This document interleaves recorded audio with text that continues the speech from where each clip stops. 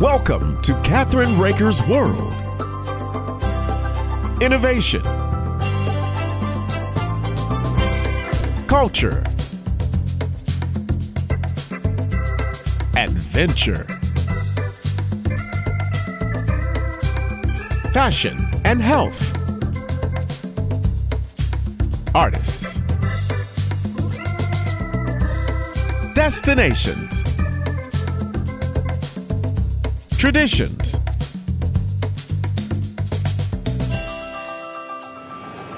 This is Kathryn Raaker's World.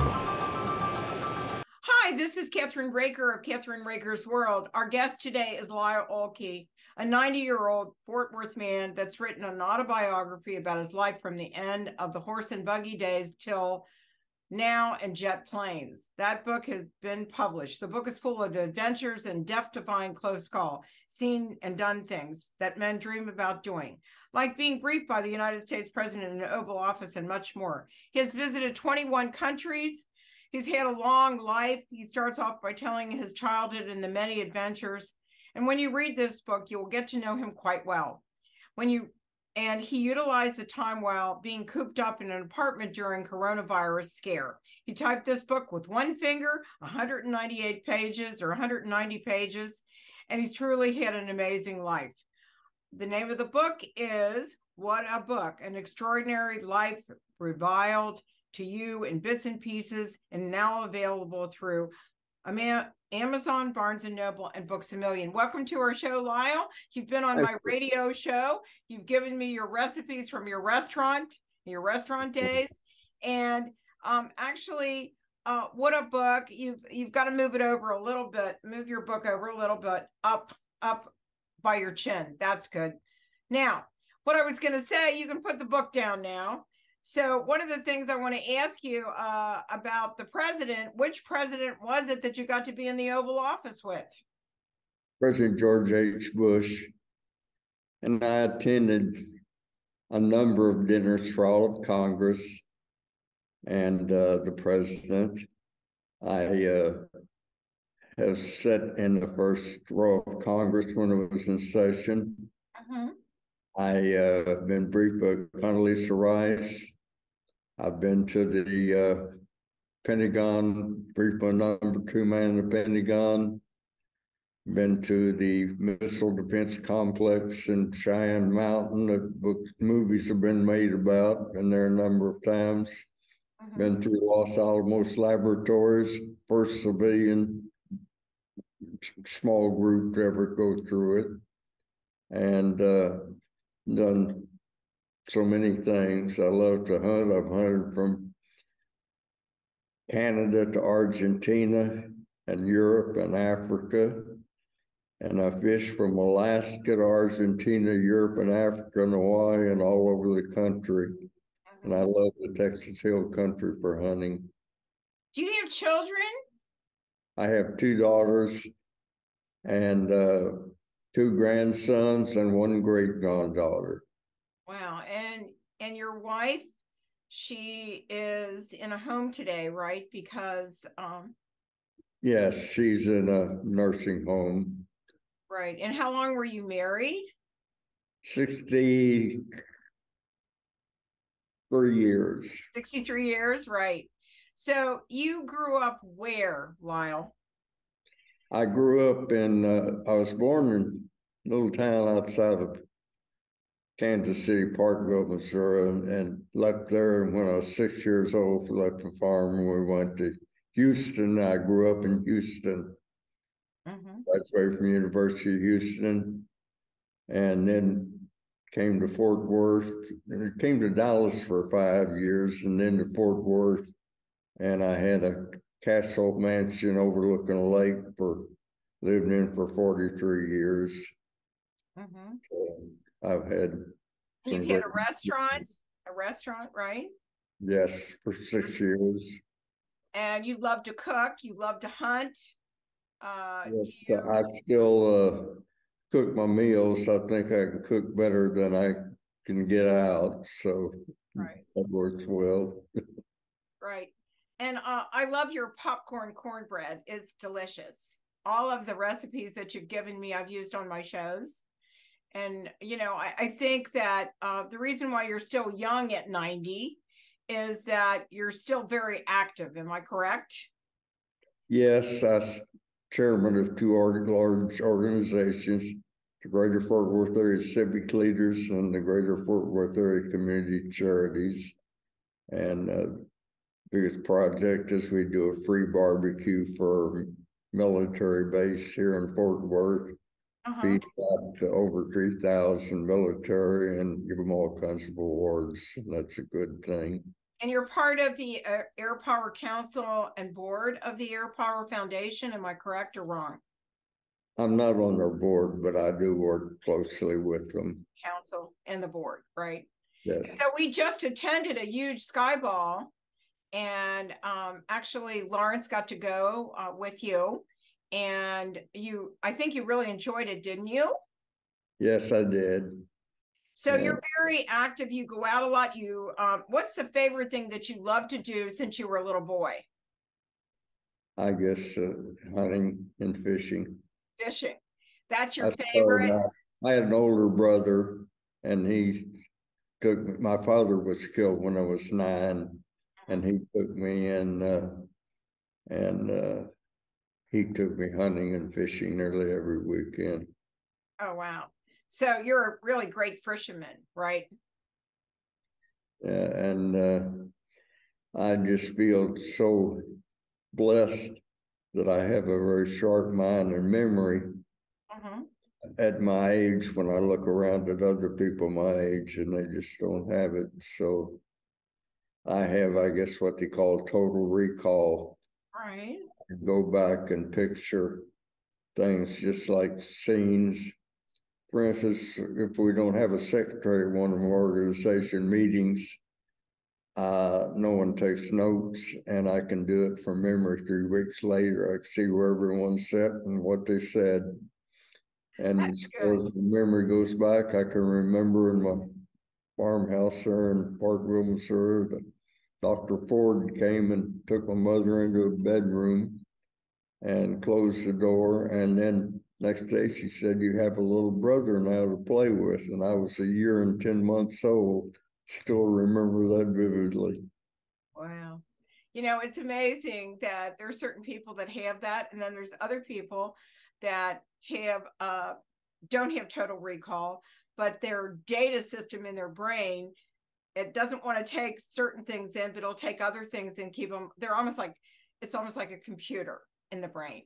So, you're very lucky that you have total recall and that you can remember things. I can remember things as a little girl as well. So tell us a little bit about what's in the book.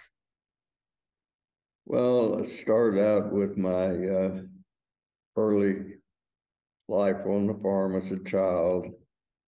And then later on, going to Houston and growing up there and things I did there. And then to Dallas and Fort Worth and what's happened here. And so many stories about my family and my daughters. And so I'll give you an example of one of the kind of little stories that is not the right way to clean or cook fish. My brother we went bass fishing, younger brother, and we caught some nice bass, and he was going to cook them for our evening meal. My mother was working, and so he went in the kitchen, and he came in and said, "Would you come in and see why the skillet is bubbling so?" And it was a mass of bubbles.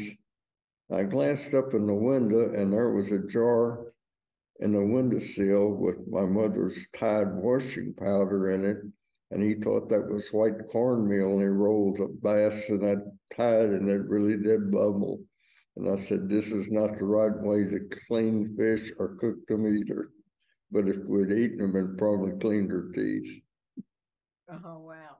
So actually, when did you start learning how to cook, and why did you want to do a restaurant? Tell us that. Well, I started when I was, as I said, my father was killed and my mother went to work. And so I started cooking the meals, and she taught me a lot about cooking, and so did my older brother. And I even remember some of my father's things. So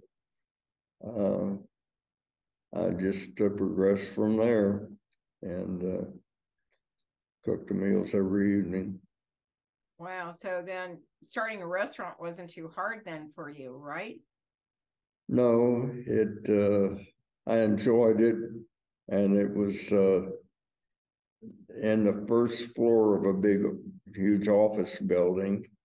And in that office building was our Congresswoman Kay Granger and our Mayor Mike Moncrief's office, and I got to know them quite well, and that led to other things. Wow, that's exciting. You know, where can people buy your book? Because we're running out of time and we want to have you back on again.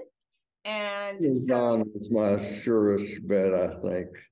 And I also wrote another book that is Lyle's Book of Vanishing Expressions. right. And that was sayings that I thought would become lost, nearly 900. And it hasn't done that well, but I think. Well, why don't you put it up on? Why don't you put it up on the Air Power Foundation's website and sell it? Well, that's an idea. Right. That would be a real smart idea. Give them whatever. I need some help on how to do some of these things. I'm not into all this high tech stuff. For instance, people have smartphones. I still have a dumb phone. Well, here's the deal. You're never too old to learn. You're never too old to learn. And that's what keeps you young. And you have someone with you today that's very good at technical things. He certainly is. Yes. And I also spent 12 years in the Naval Reserve. I joined the Navy when I was in junior and high school. Wow. And saw a lot of countries, Caribbean countries, and my last duty was on a destroyer at Galveston. So the Navy taught me a lot. And the best thing that I ever got from them was Naval Instructors School. Taught me how to prepare and deliver lectures. And I did several assemblies in high school that I conducted. And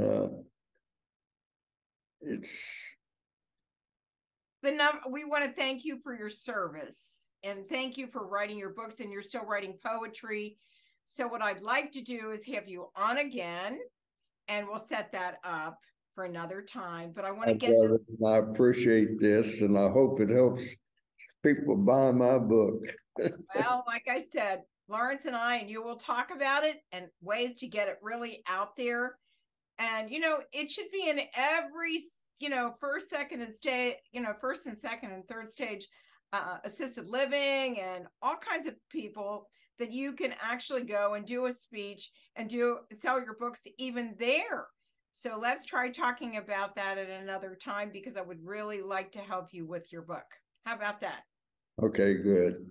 Okay. I hope you like my outfit today. I love your outfit. You look really Gasso Town. I've got that hat in Gasso Town, Argentina. The vest is from deer hides shot. Right. And the necklace I made myself out of wild turkey claws. Wow. Well, thank you so very much for joining me today, Lyle. And the book can be purchased at Amazon, Barnes & Nobles, and Books A Million. What a book, an extraordinary life reviled to you in bits and pieces. So let's go out and buy the book, especially for the holidays. And thank you so much for joining me today on Kathryn Raaker's World. Thank you. It's wonderful. Thank you. Bye-bye.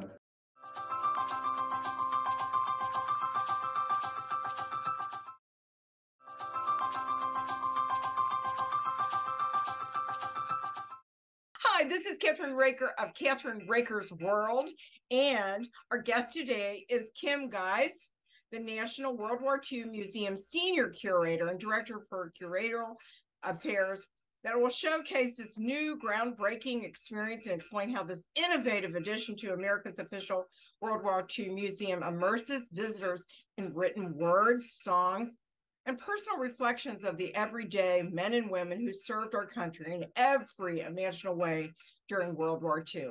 I want to welcome you to our show today, and I'm so excited to have you because it's such an experience.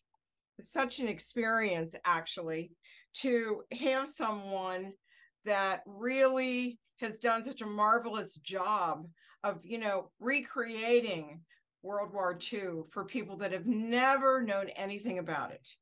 Am I right? Well, thank you, Kathryn. This is wonderful to be here with you. And yes, this is we have debuted a new exhibit, Expressions of America, that tells the story of World War II in a brand new way. And that's exciting for especially young people, don't you think? Yes, the show Expressions of America uses new technology, projection mapping technology, to bring the story to life on an epic scale, using 90-foot tall projections that are displayed on the surfaces of the museum's building. And to create this story, we dug into the museum's archive. We use the treasures that are entrusted to us by veterans and their families. We worked through the museum's collection of personal correspondence, letters, and diaries to really shape the script of this show, Expressions of America. So in this multimedia nighttime display, you'll come to meet Americans who contributed to the war effort in very diverse ways. Those who served in uniform across the world, those who entertained Americans in uniform like Bob Hope, and then also Americans on the home front who were working in production, or perhaps children who were collecting scrap metal or growing victory gardens with their parents. Mm-hmm. So what will the visitor experience to be like Expressions of America? Because it's like a light show with on the outside of the building, which is, if I remember correctly, it's a white building. Is it not white? Well, we have 6 buildings actually on a 6-acre campus, but what you see really, you're looking at the surfaces of 3 buildings in particular, and they're concrete, they're stone. So, but you would not know that actually, because you're immersed in a colorful projection show. So it's really epic, and it's hard to describe unless you're in it. You're standing within these stories. Normally, you're used to seeing the story of World War II in black and white, and here you're really immersed in this very colorful, grand, immersive story. So when did it actually start? Is it starting? When is it going to actually happen for the public, and how long will it last? So we premiered the show Expressions of America last weekend, and it will be a permanent feature here at the National World War II Museum. It occurs at nighttime, and we expect to show Expressions of America about 3 times a week. So we have a schedule up on our website. You can visit National WWII Museum.org to learn more about the show and the schedule, and to purchase tickets as well. And so how did and who designed the idea and concept for Expressions of America, and how did it come about? Because whenever I went, it was always crowded. I loved it. People were really in there and they were excited. And you don't even have to leave the building. They have food, they have everything for you. So you can spend the whole day there. Am I right? You are right. And we also you can spend the whole day and night here now. So as part of Expressions of America, we have dining packages as well. So you can experience the food of New Orleans. We have a live show with a performance. So the whole nighttime experience, although the show itself is around 30 minutes, we have a whole evening's worth of entertainment that includes the food and the particular exciting music of New Orleans. Right. And New Orleans is such a special place. I mean, my daughter lived there for 5 years, and it was like, that was the one place that my husband and I enjoyed because we're a little older, or the grandparents, right? And we used to take our granddaughter there all the time. So what has the process been like to bring this new attraction to life, and how long did it take to do it? So we've worked on the show for a little over 5 years. Wow. We've been working with partners in California, so Mousetrap Productions, and also Bob and Dolores Hope Foundation. So we've worked with those partners and then used the material within our archives, the letters and the diaries and the oral histories, to help craft this show, and then also to bring the projections to life. So that took, has taken us over 5 years. And what does it mean to the museum to tell the stories of the World War II generation in this high-tech way? And I have to tell you, I have to share something with you. I get to do a lot of interviews with military and also with the Medal of Honor recipients. So to have this museum, you're the 8th ranked in the country. I think you should be the 1st ranked, because it's so, I agree, absolutely fabulous. I mean, it's hard to explain to anybody, but on this wonderful show, where you're going to send me, we're going to have B-roll that you can see all of this, so you get a taste of it, right? Yeah, it's really important, as the living witnesses to the war and the participants in the war pass away, it is increasingly important for us to be able to record and preserve their stories. So Right. Out of the 16.1 million Americans who served in uniform during World War II, only a tiny fraction is left, around 1%. And that's just staggering to think that they'll soon all be gone. So it's very important for us to be here, to be in New Orleans, and to bring their stories to life for new audiences, so that all Americans understand the sacrifices made and the experiences of Americans in World War II. Right. And so that's really important because, the younger generation, even some kids that are in college or whatever, really didn't understand World War II, didn't understand what our grandparents, actually my grandparents, served in World War II. And I think it's important for them to understand the real history of it and what happened, what caused it, all that different things. And you've done it in such a beautiful way historically that I'm so proud of the museum. Whenever I get a chance, I want to come. So that's how it is. Thank you. We'd love to have you back in New Orleans. We're proud of our mission and the work that we're doing. We're motivated every day by the stories of the great Americans who served during the war. A lot of people would ask, why is the National World War II Museum in New Orleans? Tell us why. Well, the city of New Orleans was pretty important during the war in terms of production. We had factories like Higgins Industries, like Delta Shipbuilding Company. Higgins Industries designed and built many of the landing craft that made amphibious invasions all over the world. And those were essential to the war effort. And those were made and designed right here in New Orleans. So we've built upon that legacy. And we are here on a 6-acre campus, ready to welcome all of our visitors. Right. So let me ask this. It'll go on.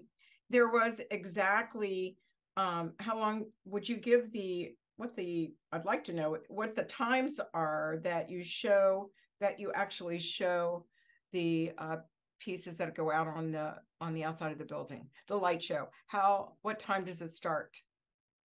So the shows start around 6 p.m. It has to be dark in order to see the show. So Right. It's an evening experience. And depending on what you'd like to do, whether or not you'd like to dine with us previously, it's around an hour and a half for the entire experience. Oh, wow. But you can come and spend the day and the whole evening with us. That's a great idea, because it takes a while to get through the museum to really see it, right? Because you really want to experience it and then have dinner and then go see the light show, and you've done it all, right? That's right. And not to scare people off, but it can take, several days to work through the content. If you're really engaged, as I hope you will be, you can spend a couple of days working through our exhibits. And now we have nighttime offerings. We also have a hotel right across the street where you can stay, the Higgins Hotel. So you can come through, look through our exhibits, go back to your hotel, take a rest, come back to the museum. So we hope that people enjoy all of the offerings that we have here at the National World War II Museum. That would be a wonderful holiday experience for anyone, no matter what time of the year. I have to commend you all for what you've done. I want to thank you for your mission. Thank you for your mission and what you're doing with the military and military families from the past and for the future, because, everybody needs to see it. It's a very special, special place to go. Don't forget.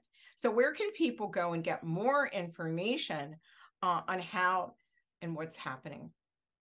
So for more information about our mission, please visit the National World War II Museum.org. On our website, you can find out about Expressions of America.